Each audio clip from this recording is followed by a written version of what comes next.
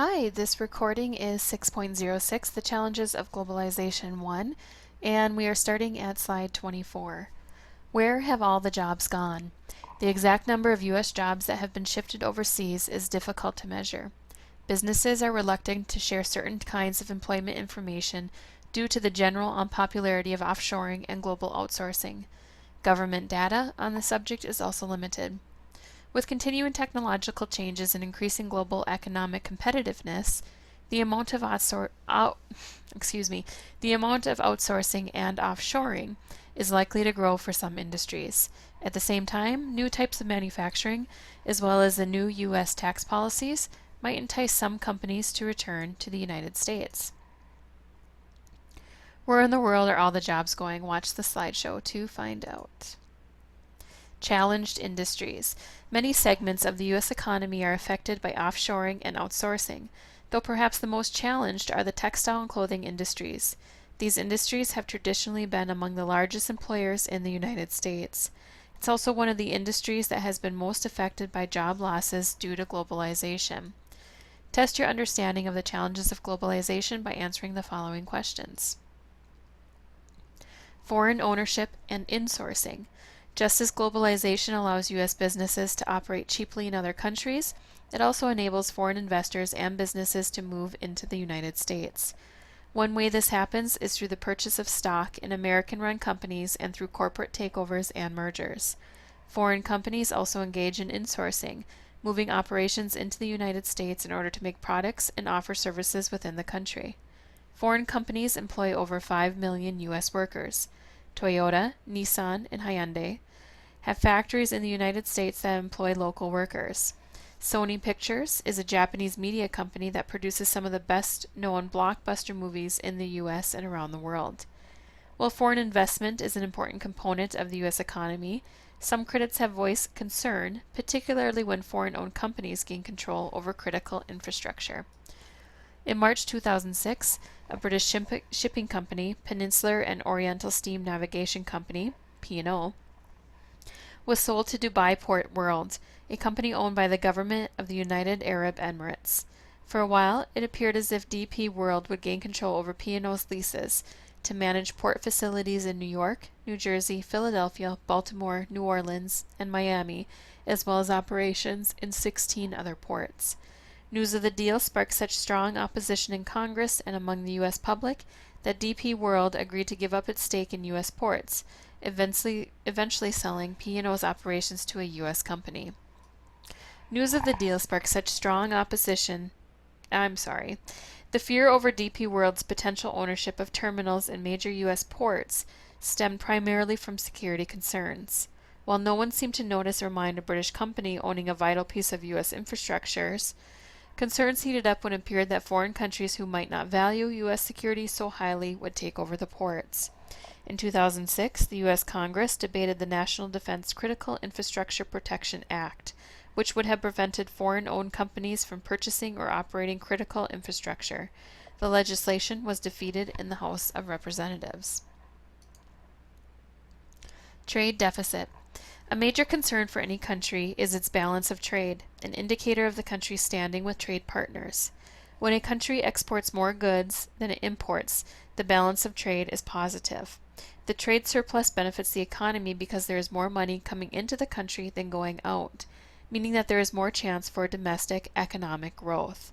When a country imports more goods than it exports, the balance of trade is negative. The trade deficit limits the potential for economic growth because money is leaving the country faster than it is entering. In 2013, the United States had a trade deficit of more than $470 billion. A major portion of the deficit is due to oil consumption, but it also includes imports of cars, food products, and other consumer goods. Some economists blame the trade deficit for the loss of jobs and slowed economic growth.